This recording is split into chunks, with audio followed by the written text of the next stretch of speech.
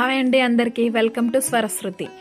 మేము కంచి కామాక్షమ్మ గుడి చూసేసుకున్న తర్వాత నైట్ హోటల్లో స్టే చేసాము. మార్నింగే 5:30కి మేము ఈ వరదరాజస్వామి గుడికి వచ్చాము. ఇది వైష్ణవ దేవాలయాల్లో విశిష్ట స్థానం పొందిందండి. దీని చరిత్రే అంత గొప్పగా ఉంటుంది. నేను ఇది చెప్తాను.